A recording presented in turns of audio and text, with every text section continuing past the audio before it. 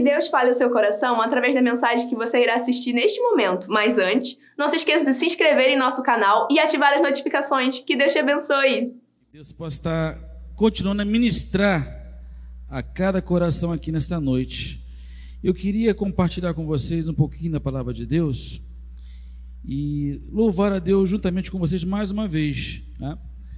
E esse louvor que eu vou cantar, eu tinha falado com o Michael, vou cantar aquele, mas Deus tocou no coração para a gente cantar uma outra música aqui. É assim acontece, né?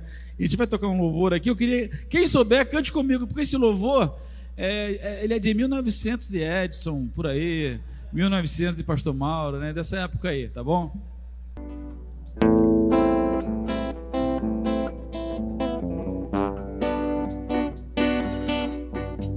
O Espírito do Senhor, Deus está sobre mim, porque o Senhor me ungiu a pregar boas novas aos quebrantados e enviou-me a curar os quebrantados de coração e a livrar todos os cativos e a pôr em liberdade todos os algemados e a pregoar o ano aceitável do Senhor e o dia da vingança do nosso Deus, a consolar todos os que choram e a pôr sobre os que em Sião de luto estão uma coroa ao invés de cinza, olhos de alegria ao invés de pranto, vestes de louvor ao invés de espírito angustiado, a fim de que se chamem, carvalho de justiça.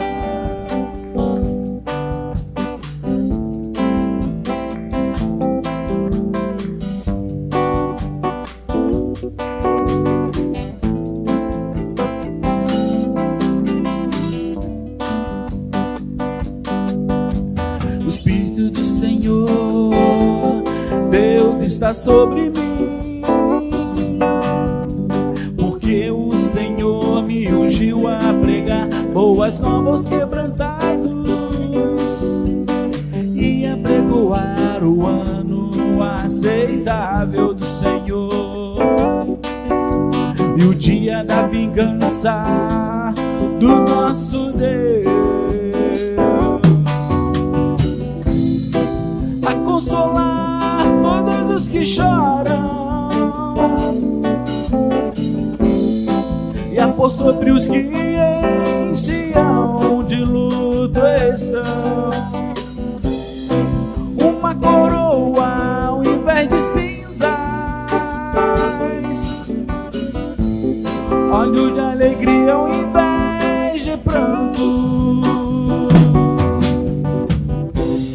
vestes de louvor ao invés de espírito angustiado, a fim de que se chamem carvalhos de justiça, plantados pelo Senhor, carvalhos de justiça, plantados pelo Senhor para a sua glória. Aleluia.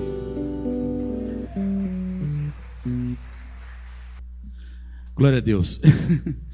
Esse louvor fala muito no meu coração. Esse louvor foi aquele texto que Jesus, quando chegou na sinagoga, né? E ele leu esse texto lá: o Espírito do Senhor está sobre mim. Gente, coisa maravilhosa é poder perceber que nós temos um Deus que cuida de nós de uma forma tão tremenda e tão maravilhosa. Você não tem noção do quanto esse Deus te ama, da maneira que Ele cuida de você, da maneira que Ele envolve você. Você não tem noção disso. Porque olha só, Ele disse assim: olha, eu vou lá embaixo, eu vou me fazer um deles. Ele veio aqui esse mundo, na pessoa do seu Filho, Jesus Cristo. E Ele teve um relacionamento conosco aqui, frente a frente, né? E Jesus fala assim: eu não vou deixar vocês órfãos, porque eu vou subir, mas eu estarei com vocês todos os dias, até a consumação dos séculos. Eu vou subir, mas para vocês eu enviarei o meu Espírito. O meu Espírito. Então a terceira pessoa da Trindade desceu. Lá em Atos 2 começa a sua descida, né? Sobre a terra, sobre toda a carne. Começou primeiro nos filhos da promessa.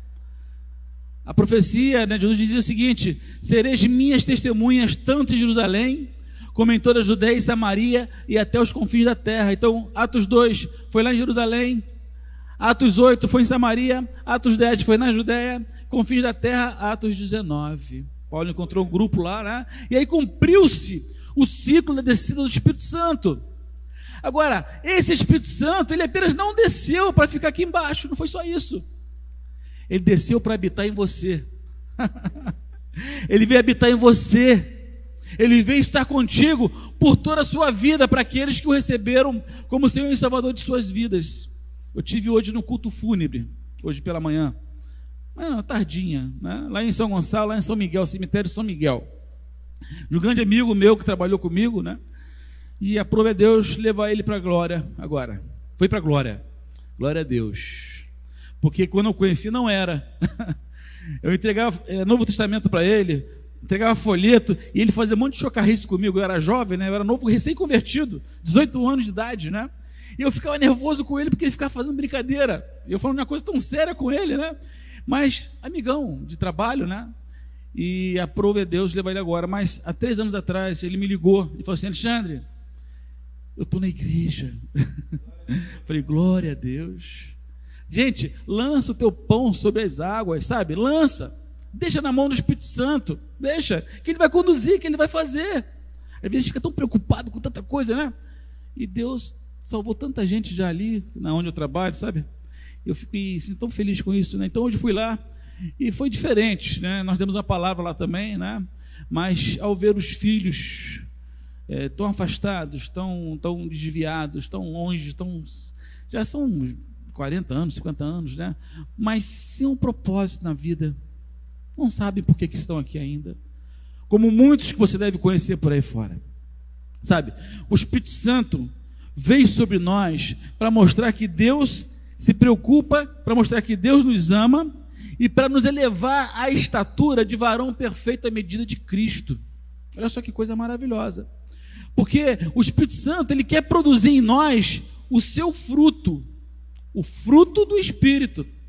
Quando Jesus veio aqui a esse mundo, encontrava-se em Jesus os 9 frutos que nós vemos ali relacionados, os 9 frutos, o fruto do Espírito, né? Que são 9 virtudes, ou 9 gomos. Eu prefiro falar virtudes, são 9 virtudes, e eu creio que não para por ali, deve ter muito mais do que isso, né? Então, eu queria que vocês abrissem suas Bíblias, primeiramente lá em Gálatas 5, 22 e 23, Jaqueline, porque no interior de cada um de nós é travada uma grande batalha, é o espírito contra a carne, é o espírito querendo produzir o fruto do espírito, mas a carne diz: não, você não vai produzir o fruto do espírito em mim. Vamos lá, Gálatas 5, 22 e 23, quem sabe de cor? Mas o fruto do espírito é amor, alegria, paz, longanimidade, benignidade, bondade,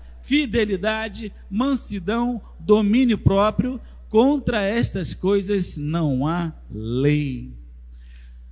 Só que a carne, ela quer impedir que o fruto apareça na sua vida, que as virtudes desse fruto apareçam na sua vida, aconteçam na sua vida. A carne quer fazer isso. Se você puder ler para mim, ler comigo Gálatas 5,17 ainda, diz assim, ó: porque a carne milita contra o espírito, e o espírito contra a carne, porque são opostos entre si, para que não façais o que porventura seja do vosso querer. Então, queridos, nós que estamos aqui, até o dia da nossa conversão, a carne, ou a nossa natureza pecaminosa, ela reinava sozinha. Você fazia o que a carne queria, o que a carne pedia. Mas quando você entrega a sua vida a Jesus, e o Espírito vem e começa a habitar na sua vida, porque é naquele momento do seu arrependimento, ele vem e te sela, ele vem e chega junto. Esse selo chega junto, e não te larga mais, não te larga. Você pode até tentar extinguir, apagar, mas ele está ali contigo, pronto para caminhar junto contigo. Então ele chega e te sela e te prepara para uma nova vida, e a cada dia você vai aprendendo, você vai caminhando, você vai sentindo, né? Ele começa a produzir em nós um caráter cristão. Nós nascemos de novo, né? E o Espírito Santo vem habitar em nós com o objetivo de controlar e mudar toda a nossa vida. Então esse conflito carne e espírito, ele é inevitável. Mas se nós desejamos verdadeiramente uma vida cristã vitoriosa, nós devemos entregar o controle da nossa vida ao Espírito Santo de Deus, a direção da nossa vida ao Espírito Santo de Deus, e nós não podemos fugir dessa batalha. Gálatas 5:25, o apóstolo escreve assim, se vivemos no Espírito, andemos como? Andemos no Espírito. Você não pode viver no Espírito querendo andar na carne. Isso é falta de compromisso com a palavra, é falta de compromisso com Deus. Porque quando o Espírito Santo reina em nós, ele vai produzir em nós um caráter cristão, um caráter de Cristo. Ele quer produzir em nós as virtudes do caráter de Jesus Cristo. O apóstolo Paulo, ele chama as virtudes de o fruto do Espírito Santo. Porque sem o fruto do Espírito Santo, nós vamos viver um cristianismo vazio. Um cristianismo teórico, sem vida. Seremos como carroças vazias. Você conhece a carroça vazia? Por que você conhece a carroça vazia? Porque ela só faz barulho. Tenho certeza que ninguém aqui quer ser carroça vazia. Ninguém aqui quer ser trovão sem chuva. Tem trovão que anuncia a chuva, né? E vê a chuva. Mas tem trovão que não anuncia a chuva. Faz barulho, e daqui a pouco o sol está ali brilhando. Trovões sem chuva. Não podemos ser trovão sem chuva. Não podemos ser árvores sem frutos. Não podemos ser. O Senhor quer usar cada um de nós, porque a nossa vida fala muito mais alto que nossas palavras. Creia nisso. Você pode ligar um microfone lá fora e gritar e trombetear e falar, mas a sua vida sempre vai falar muito mais alto que as suas palavras. Nossa vida precisa estar em acordo com a palavra do Senhor. Nossa vida precisa estar de acordo com aquilo que sai dos nossos lábios, né? Então a melhor forma de nós transmitirmos a palavra é com a nossa vida. E para isso nós precisamos do fruto do Espírito. É uma busca incessante, queridos, é uma busca incessante. É por isso que muitas das vezes você passa por momentos que você tem que exercer o quê? Paciência, longanimidade, bondade, a benignidade, a mansidão. Você passa por momentos, você vai passar por provas, para que você possa aprender isso. E o Espírito Santo, ele vai trabalhar, ele vai produzir isso em nossas vidas, né? Então, o que é o fruto? O fruto. Segundo o dicionário, a palavra fruto, eu achei interessante isso. Em sua etimologia significa, olha só, fruto: filho, prole, efeito, utilidade, rendimento, e é o que eu mais gostei, resultado. Fruto é resultado. O fruto do Espírito são qualidades morais divinamente implantadas. São resultados da ação do Espírito Santo em nosso caráter. Quando eu chego na casa de Deus, porque tem crente com síndrome de Gabriela. Sim, pode ir. Tem crente com síndrome de Gabriela que diz assim, eu nasci assim, eu cresci assim, eu vivi assim e vou morrer assim. Não pode ser assim. Você chega aqui, a sua vida é diferente. sabe? É um renovo, a cada dia Deus nos dá um renovo. Ele fala assim, que nós devemos andar em novidade de vida. Ele te deu algo novo, Ele quer fazer algo novo na sua vida, algo jamais visto, que nem você viu ainda, que nem você percebeu ainda, Ele quer fazer na sua vida. Então, quando você dá lugar a Ele, para Ele operar, para Ele agir, Ele vai agir. Mas se eu me tornar o meu próprio Senhor daquilo que eu quero fazer, não adianta. Serei carroça vazia, só vou fazer barulho. E eu não quero fazer barulho, eu sei que nenhum de vocês querem apenas fazer barulho. Então, como eu disse, são resultados da ação do Espírito Santo em nosso caráter. Primeiro, porque a sua origem do fruto é sobrenatural, é do Espírito. Não é você que faz, é o Espírito que produz isso em você. No grego é o genitivo, que indica fonte ou causa.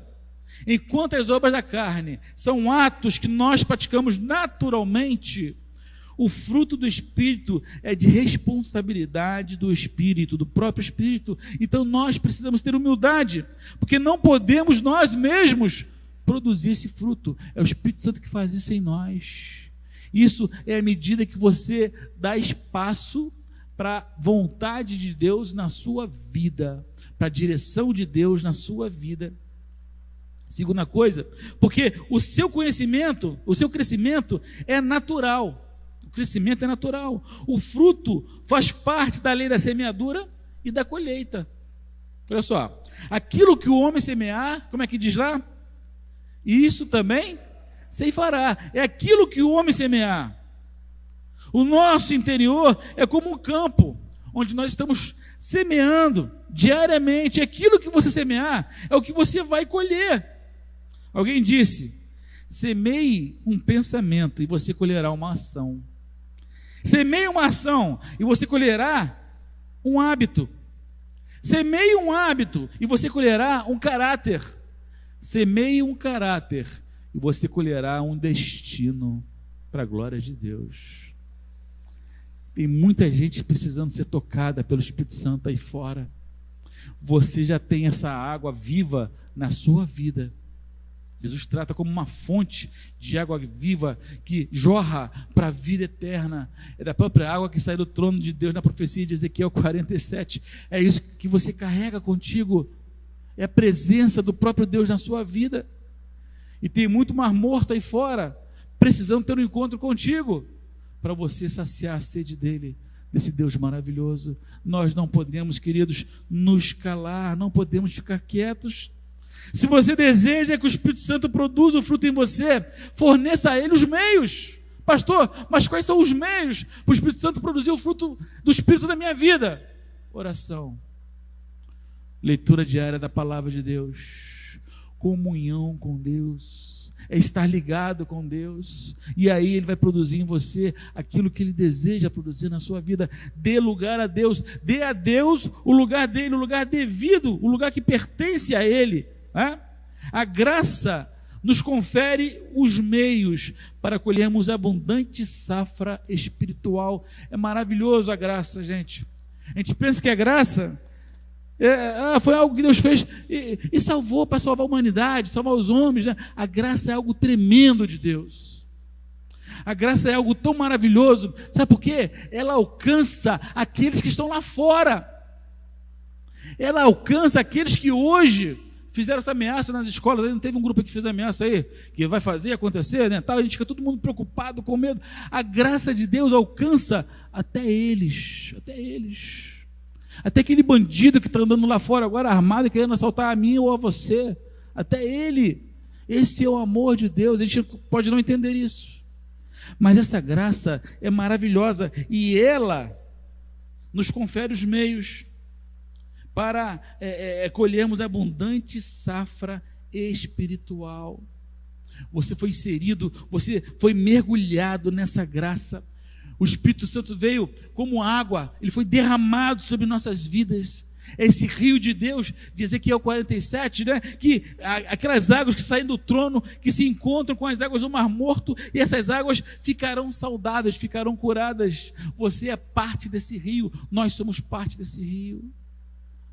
E eu preciso dar de beber a quem tem sede lá fora. Sabe? Você precisa dar de beber a quem tem sede lá fora. Você é chamado para isso, querido. Muitas vezes estamos confortáveis. Deus tem falado ao nosso coração, trombeteado em nossas vidas. Sai, prega o evangelho. Você vai dizer, mas eu não sou como o pastor Gabriel, eu não sou como o pastor Cândido, eu não sou como o pastor Mauro, mas você é você. Você é alguém único. É alguém que Deus tem um propósito. É alguém que ninguém mais é igual a você. Só tem você nesse mundo. Deus jogou a forma fora. Só existe você. Você é especial. Você é único. Sabe? Você é único. Você olha, você age de uma forma totalmente diferente. E é dessa forma que muitas pessoas vão ter um encontro com Deus. E através da sua vida, da simplicidade da sua vida, da simplicidade da minha vida. Eu não preciso ter um curso de diploma, teólogo, PhD. Não preciso. É bom estudar. É bom correr atrás, é bom aprender, é bom crescer. Mas a sua vida fala muito mais alto. Então deixa Deus tomar o lugar devido na sua vida, no seu coração. Deixa Deus reinar no seu coração. Porque a maturidade do fruto do Espírito, essa maturidade, ela é gradual. Antes de ser um fruto maduro, há etapas que precisam ser cumpridas, e isso demanda tempo.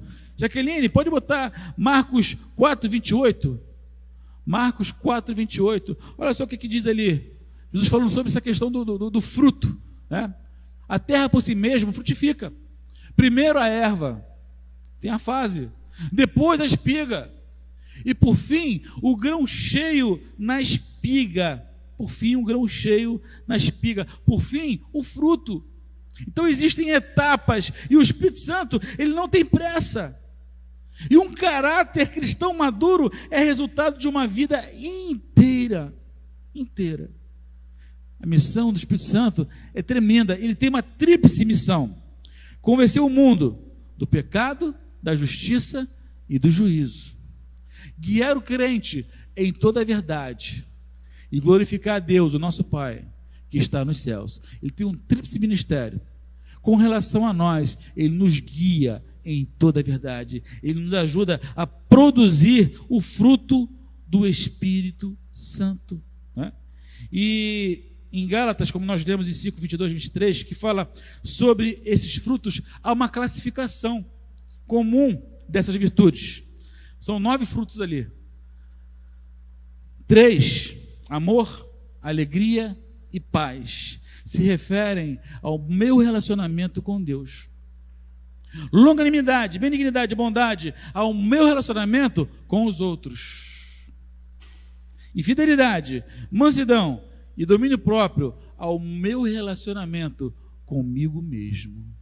Olha só, o amor, todo mundo conhece o amor. O amor é o ágape, é o amor de Deus, né?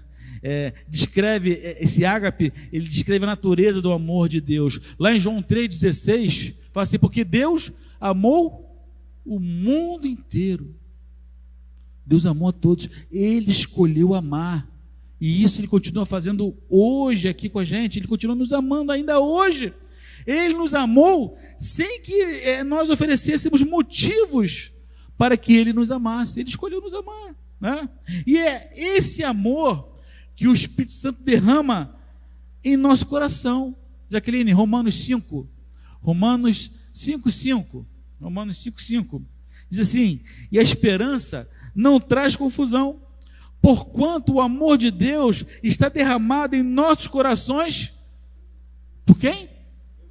Pelo Espírito Santo, que nos foi dado ou outorgado, né? Nos foi dado ou outorgado, para que nós possamos obedecer, sabe, ao mandamento de quem? Ao mandamento de Jesus, porque Ele fala assim: o meu mandamento é este, que vos ameis uns aos outros, assim como eu vos amei. Então creia, você não ama porque porque o Espírito Santo te dá essa capacitação. Nós temos que nos esforçar muito, né? Querer muito amar pessoas. Só que há uma inversão de valores hoje, porque muitas pessoas estão amando coisas e deixando de amar pessoas. Precisamos amar pessoas e usar as coisas, não o contrário. Não amar as coisas e usar as pessoas. Estamos aqui para isso, para vivenciar esse amor, né? Porque o amor expressa o conteúdo total da fé cristã. O amor é a essência do caráter divino. Deus, Ele é o próprio amor. Se você ama, você tem Deus contigo. Alegria é um bem-estar espiritual, resultado de uma correta relação com Deus. E a fonte da alegria é o próprio Senhor. Filipenses 4,4, quem sabe de cor? Regozijai-vos no Senhor. Outra vez vos digo, regozijai-vos, alegrai-vos no Senhor. É a chamada, como diz aqui, a alegria da fé. Olha o que Paulo escreve. Volta um pouquinho em Filipenses 1:25. Filipenses 1:25. Paulo escreve assim: e tendo esta confiança, sei que ficarei e permanecerei com todos vós para proveito vosso e gozo da fé. É a alegria da fé, sabe? É a alegria no Espírito Santo. Romanos 14:17. Porque o reino de Deus não é comida nem bebida, mas justiça e paz e alegria no Espírito Santo. E essa alegria, ela independe das circunstâncias. A sua alegria é uma alegria diferente, porque ela independe das circunstâncias externas. Ela pode ser desfrutada no meio de tristezas e no meio das aflições dessa vida. Nós estamos vivendo um tempo tão difícil. Certa vez perguntaram, né? A gente vê nessa pandemia e um monte de gente morrendo, né? E como é que você consegue rir ainda? Poxa, mas eu tenho um Deus que me traz alegria. Eu perdi entes queridos, eu perdi amigos queridos, eu passo por dificuldades, eu passo por problemas, mas essa alegria é algo que eu não sei explicar, eu não sei porquê. Hoje nós estávamos lá no enterro, pastor, a gente estava rindo, lembrando das coisas que o nosso colega fazia e falava, sabe? Então a gente, na cabeça dele ali, conversando ali, né? Eu e meu colega do trabalho também, e a gente rindo. E os filhos conhecem a gente, né? E ali também confortados também já, né? E é tão bom você poder rir diante de uma tempestade. É tão bom você poder rir diante de uma crise. Sabe por quê? Porque você tem a certeza que existe um Deus que está contigo. Aquilo não vai te meter medo. Sabe? A pandemia meteu medo em você. No início, de repente, pode ter metido medo, né? Muita gente ficou com medo, ficou com trauma da pandemia, tudo aquilo acontecendo ao mesmo tempo, né? Mas eu sei que depois, com o passar, você foi vendo o cuidado de Deus. A gente pôde sair nas ruas e visitar alguns lares pelas ruas. Eu lembro dos irmãos com tanta alegria, né, irmãos Orimar? Aqueles sábados pela manhã, às vezes a gente passava o sábado inteiro visitando, e aquela alegria de poder ir na casa dos irmãos e orar com os irmãos e louvar a Deus. Estava só o ministério de louvor e o pastor pregando aquele tempo aqui na igreja, as cadeiras aqui e o celularzinho com a câmerazinha aqui, e eles com a certeza que todo mundo em casa estava assistindo, participando daquele culto. Mas é diferente, né? Quando você abre e que está todo mundo aqui presente, é diferente, né? Então foi uma luta tremenda aquilo, mas nós nos alegramos no Senhor, porque a alegria do Senhor é a nossa força, e é por isso que nós fomos adiante. Então, queridos, hoje, eu não sei o que vai acontecer aí para frente. Estamos preocupados aí com clima-tempo, tempestade, catástrofe e tal. Não me interessa. Está na palavra de Deus que vai acontecer. Se vai acontecer, sabe? Mas Deus continua nos sustentando, continua nos guardando, continua nos livrando. Tenha alegria no Espírito. Paz inclui tudo quanto Deus tem dado em todas as áreas da nossa vida. A paz é uma dádiva de Deus, né? Salmo 29, 10 e 11. O Senhor se assentou sobre o dilúvio. O Senhor se assenta como rei perpetuamente. O Senhor dará força ao seu povo. O Senhor abençoará o seu povo com paz. O Senhor é a nossa paz. E essa paz que Ele dá, quando Jesus fala assim, não se turbe o vosso coração. Eu estou confundindo o texto. Deixo-vos a paz. A minha paz vos dou. Não vou lá dou como o mundo a dá. Não se turbe o vosso coração, nem se atemorize. A paz que ele dá é diferente. Não é paz que vai ter ausência de enfermidade, ausência de guerra. Não. É paz em meio aos problemas. Ele nunca nos prometeu uma viagem sem problema nenhum. Nunca. Ele fala, no mundo vocês vão ter aflições, mas tenham bom ânimo. Eu venci o mundo. Ele sempre nos prometeu chegada certa. A chegada é certa. Mas o caminho até lá vão ter percalços, vão ter situações, vão ter decepções, vão ter problemas. Tudo isso é para quê? Olha só como é que ele cuida de nós. Para que produzamos, para que o Espírito Santo produza em nós os seus frutos. Hoje, eu creio que você deve estar muito mais preparado do que há 5 anos atrás, do que há 1 ano atrás, do que há 3 meses atrás. Hoje, de repente, você já olha a vida, olha as coisas sob um prisma diferente. Quando você volta o seu olhar para a palavra, para aquilo que Deus tem falado para nós, nesse tempo aqui na nossa igreja, você olha lá para fora, você olha diferente. Você vai ver, você vai perceber que as pessoas não caminham no mesmo compasso que você, ou que você não caminha no mesmo compasso que as pessoas. Parece que você está à frente, e você está à frente, sim. Porque o nosso Deus é um Deus de visão. É um Deus de visão. E Ele tem dado visão ao seu povo nesse tempo. Então não se desespere, não fique preocupado, sabe? Deixa Deus agir, deixa Deus ser Deus na sua vida. Nós temos aqui, ainda longanimidade, é longo ânimo, é você caminhar mais aquela légua. O Espírito Santo nos capacita a longanimidade, a sermos tolerantes, a sermos de longo ânimo com pessoas cuja conduta muitas das vezes visa nos levar à ira, com situações que nos quer tirar da nossa base, do nosso alicerce.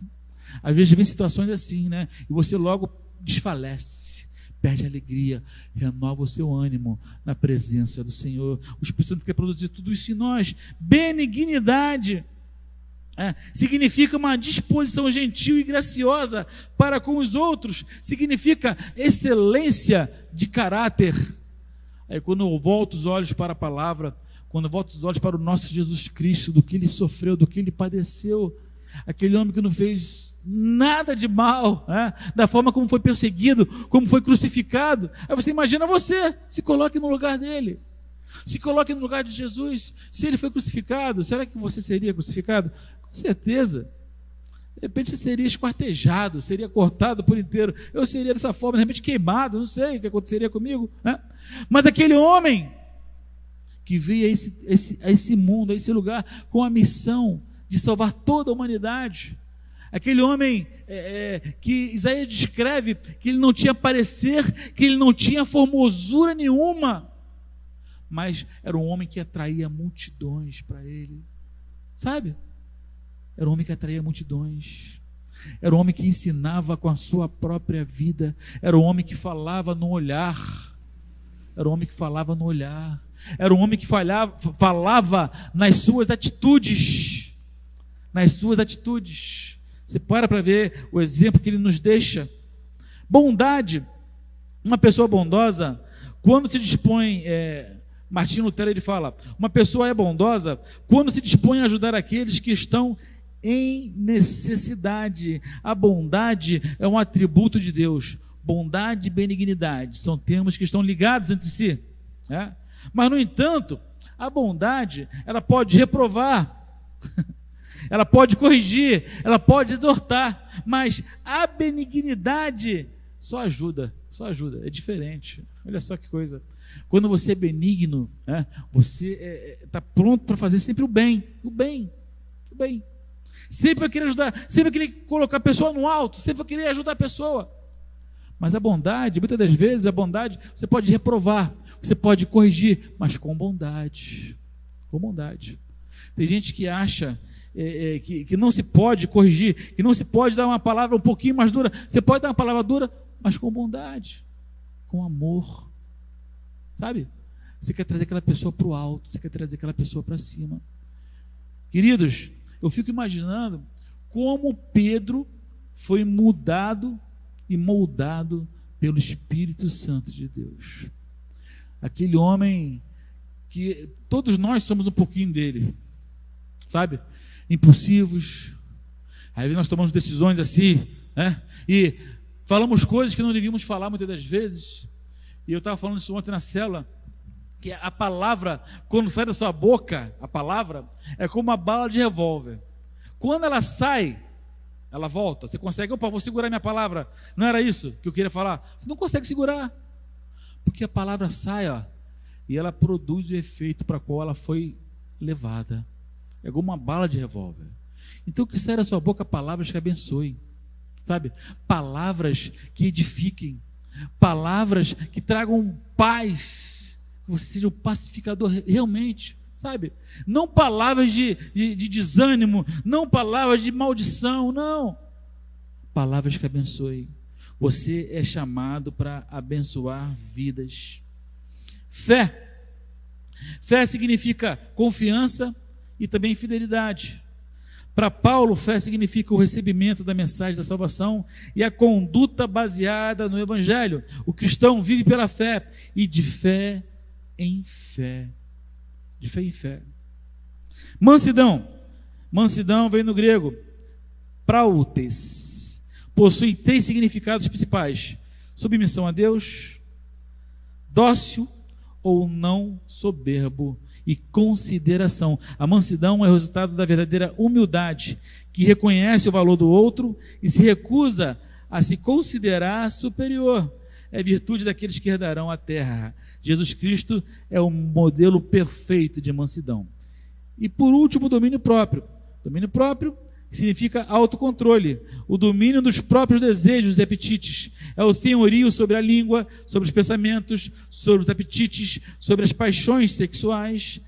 Queridos, e essa é a vitória mais difícil que nós temos. É a vitória mais difícil. É a vitória sobre o próprio eu, sobre nossas próprias ações, sobre nossas próprias paixões. Somente com o poder do Espírito Santo é possível o domínio próprio. Então, ele tem esse desejo de produzir esse fruto em nós. Pedro, quando saiu, eu fico lembrando muito de Pedro, né? Porque Pedro, após ele negar Jesus 3 vezes, Pedro saiu arrasado. E ele estava tão desanimado. Quando você lê lá em João 21, Pedro de manhã, ele fala assim para o discípulo assim: olha, vou pescar. E o discípulo falaram assim: ó, nós vamos contigo. Pedro, ele estava tão longe, tão distante, ele começa a se afastar, ele começa a se afastar do seu chamado. Porque quando Jesus chama os apóstolos, chama principalmente Pedro, né?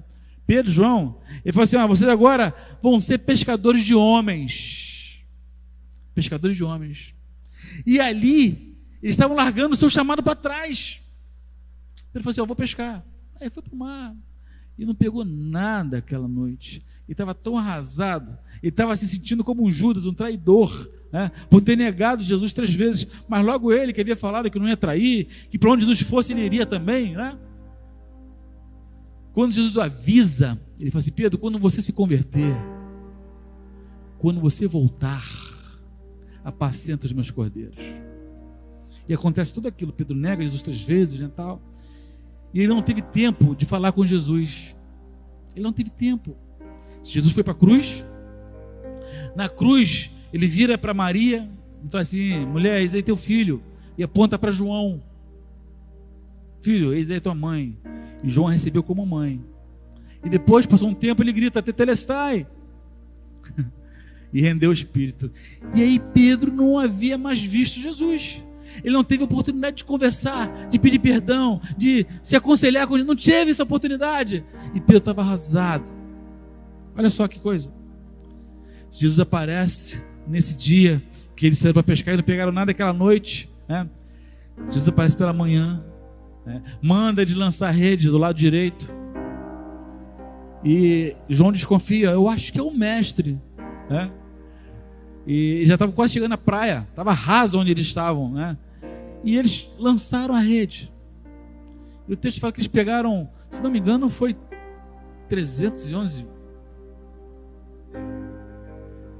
153 grandes peixes. Olha só. 153 grandes peixes. Alguém disse, né, um estudioso disse o seguinte, que 153 indica o número de povos, de línguas que eram conhecidas naquela época, 153 línguas. Então fala da universalidade do evangelho, que é para todos. Aí Pedro pula no mar e vai em direção a Jesus, já chorando, porque antes ele havia chorado amargamente. Se lembra do texto? Chorou amargamente. Foi um choro sem arrependimento, foi um choro sem transformação. E ele agora chega chorando diante de Jesus. Jesus vira para ele, o mestre, com tanto amor, pastor, eu choro. Pedro, você me ama? Aí Pedro, sim, Senhor, tu sabes que eu te amo. 3-1. 3 negativa, pastor Mauro. Antes. Não sou um deles, não conheço esse homem, não quero saber dele. Sim, Senhor, tu sabe que eu te amo. Apacenta minhas ovelhas. Pedro, você me ama mesmo? Senhor, tu sabe que eu te amo, Senhor. Apacenta minhas ovelhas. Pedro, você me ama? Aí Pedro chorou. Eu creio que Pedro deva ter percebido o que Jesus estava fazendo aqui. Jesus estava zerando o placar. Ele estava 3-0 por não. E agora Pedro fala, Senhor, tu sabe tudo, sabe todas as coisas, tu sabe que eu te amo, apacenta as minhas ovelhas.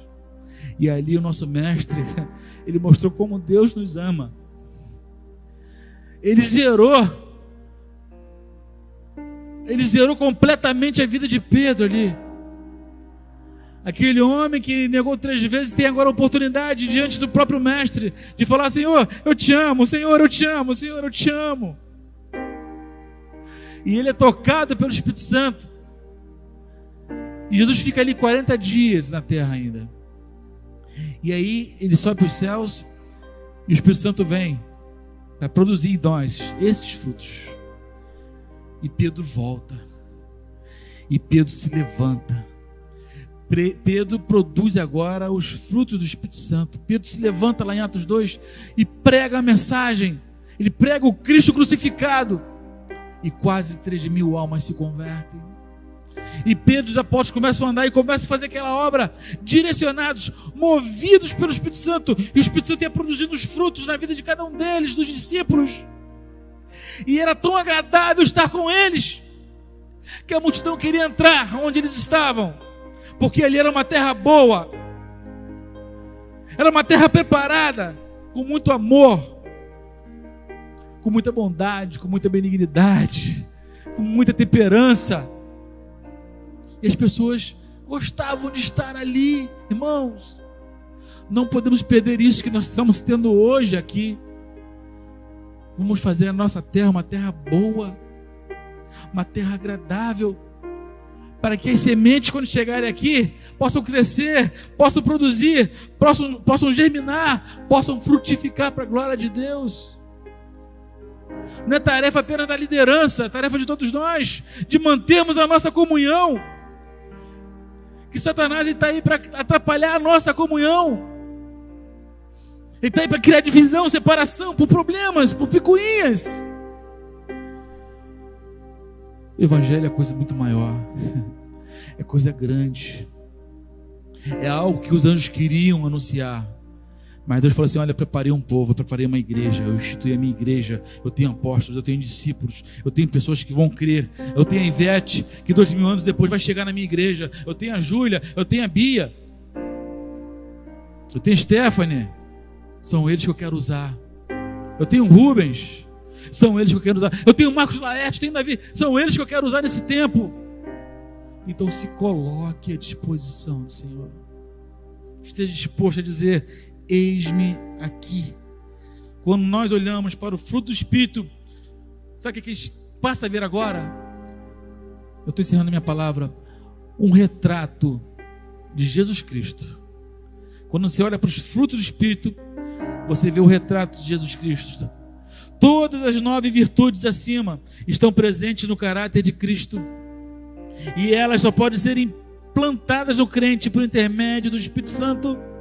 E é Ele quem opera a transformação moral do crente. Jaqueline, para encerrar, 2 Coríntios 3,18. 3,18. E todos nós, com o rosto desvendado, contemplando como por espelho a glória do Senhor, somos transformados de glória em glória na sua própria imagem, como pelo Senhor, o Espírito. Então deixe o Espírito trabalhar na sua vida. Deixe o Espírito Santo trabalhar no seu caráter, na sua personalidade. Que Deus a todos abençoe, né? Que Deus a todos guarde e use para a sua glória, em nome de Jesus.